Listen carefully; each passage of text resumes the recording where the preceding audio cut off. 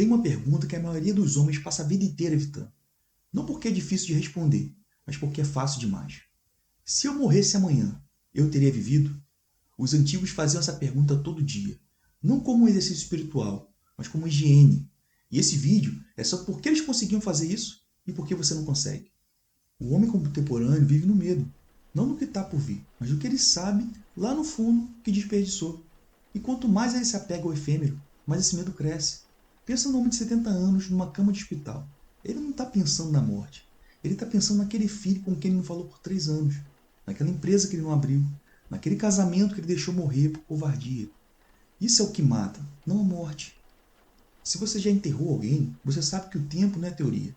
O hedonismo te vendeu a ideia de que a vida é sobre maximizar o prazer. O consumismo te convenceu de que você é o que você compra. A superficialidade te roubou a profundidade. Você não tem raízes, não tem tradição, não tem história. Você só tem trends. Sêneca dizia que não recebemos uma vida curta. Nós é que tornamos curta. A diferença entre o homem que morre satisfeito e o que morre arrependido não é o tempo que tiveram, é o que fizeram com ele. Você passou anos se preparando para viver. E quando acordou, a vida já tinha passado. Eu passo metade da minha vida no mar. E já passei meses sem ver família e um bom tempo sem pisar em terra firme. E uma hora eu aprendi. Ou você torna a vida boa agora, onde você está, ou você nunca torna ela boa. Quando eu desembarcar, quando eu tiver mais tempo, quando eu puder, esse quando é mentira que te rouba a vida. Eu sei disso porque eu já vivi assim. Eu já usei quando eu desembarcar como desculpa. Eu já vivi como se tivesse tempo infinito. Já percebi que eu estava existindo e não vivendo. E a vida não espera você acordar. Eu não era exceção. Eu só estava vivendo a versão da mesma mentira. Sabe qual é o problema verdadeiro? Quando tudo vira só corpo, só prazer, só agora, o futuro vira um abismo. E onde falta fé, sobra medo. Deixa eu te contar uma coisa sobre a mortalidade que o mundo moderno esqueceu. Os antigos não eram sem medo. Eles eram treinados para enquadrar o medo. Até quando o autor moderno tenta criar um mundo com honra e destino, ele volta para a mesma verdade. A mortalidade dá peso à vida. A morte é o peso que impede a vida de virar espuma. Tem um escritor que passou a vida inteira pensando entre mortais e imortais. Tolkien chamou a brevidade humana de o presente dos homens. Não metáfora, mas um diagnóstico. Porque a mortalidade não é maldição. Ela é liberdade. A coragem só existe porque existe o risco. O heroísmo só existe porque existe a perda. Você é bravo não apesar de ser mortal, mas porque você é mortal. No mundo de Tolkien, os elfos são praticamente mortais. Eles não morrem de velhice, eles permanecem. O elfo pode esperar 1000 anos para poder agir, mas você só tem 70 anos, talvez 80. E por isso cada escolha pesa para você. Cada dia importa, cada momento é insubstituível. E é a finitude que te dá urgência. É a brevidade que dá coragem. É a morte que te ensina a viver. Mas o homem moderno inverteu essa lógica. Ele não quer o dom, ele quer a maldição do elfo. Tempo infinito, juventude eterna, imortalidade. Mas tem algo que Tolkien mostra e que a maioria esquece. O elfo não é livre. Ele é obrigado a assistir tudo que ele ama a poder ser. O homem moderno quer ser imortal. E por isso ele vive com medo. Ele quer mais tempo, mais juventude, mais garantias. Ele quer eliminar o risco, evitar o sofrimento, adiar o inevitável. E o resultado? Ele nunca age. Porque quem tem todo o tempo do mundo nunca tem urgência. O homem de tradição aceita que vai morrer. E por isso ele age. Mas entender a morte como dom é só o primeiro passo. O verdadeiro desafio é que homens como Sócrates e o próprio Cristo fizeram com esse peso. Sócrates foi condenado à morte, acusado de corromper a juventude, de desrespeitar os deuses de Atenas. A sentença? Beber cicuta. Ele poderia ter fugido. Os amigos ofereceram a saída. Poderia ter se retratado, poderia ter pedido perdão, dizia que estava errado, mas ele escolheu a morte.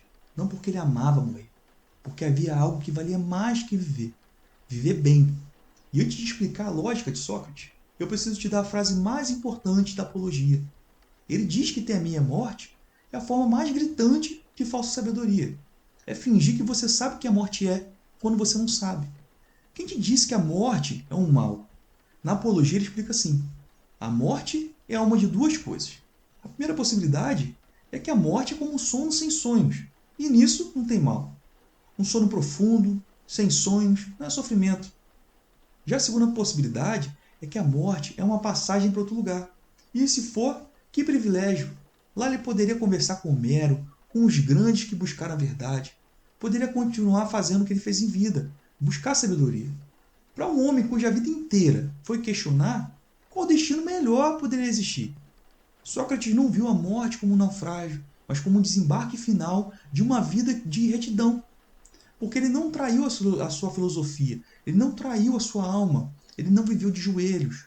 Hoje a gente não consegue largar o celular por 2 horas, não consegue dizer não a uma notificação, não consegue manter uma disciplina por 30 dias.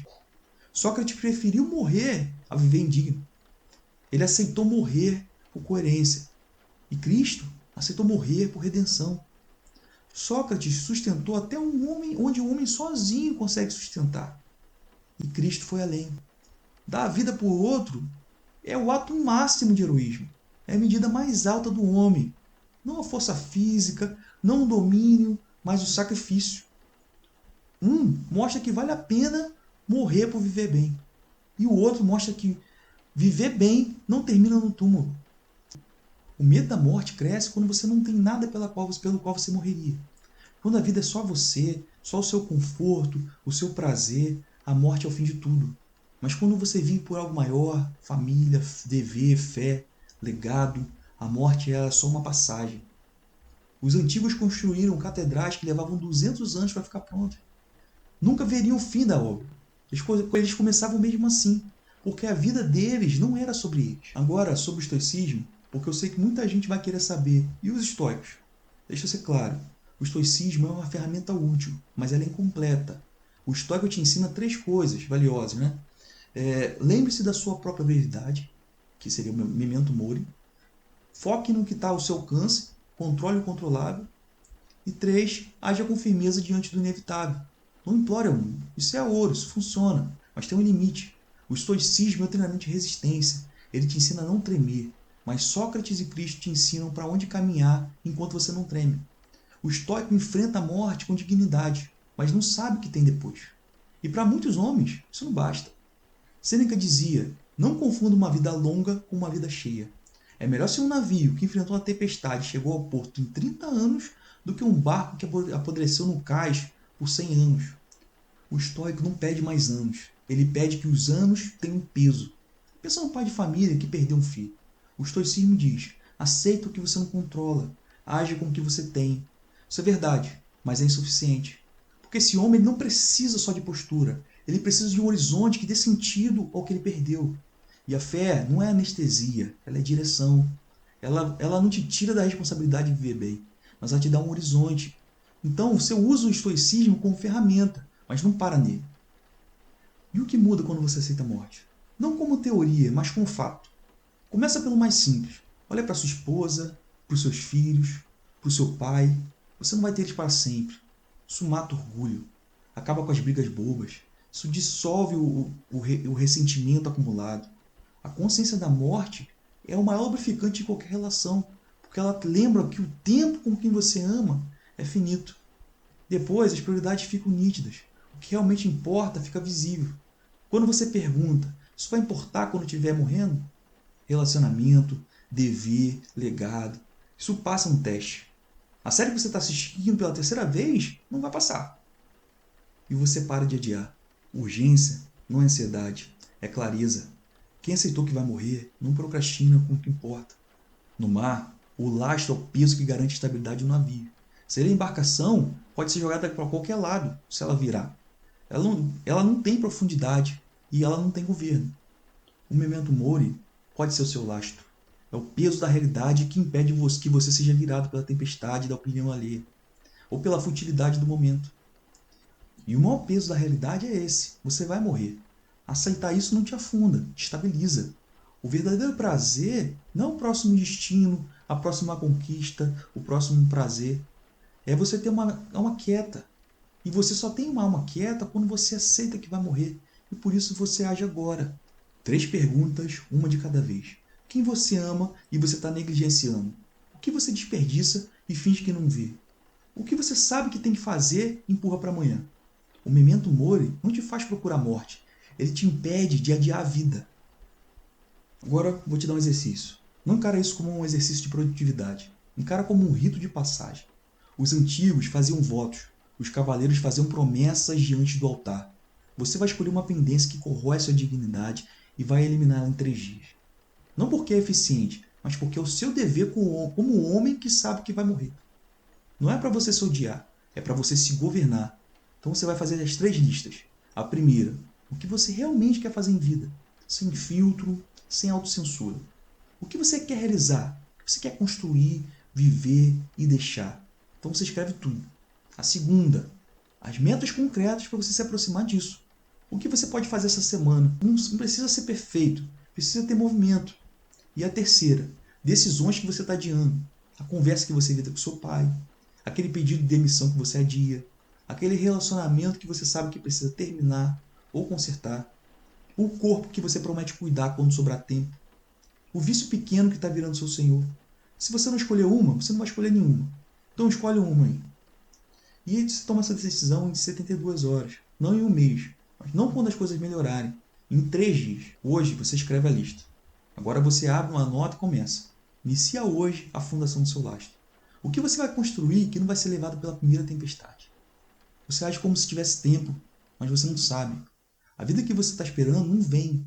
Quando tiver mais dinheiro, quando tiver mais tempo, quando as coisas estiverem certas. Isso não existe. O que existe é o hoje. Faça o que você quer e o que você precisa fazer enquanto tem tempo. Porque a morte não negocia, mas ela também não mente.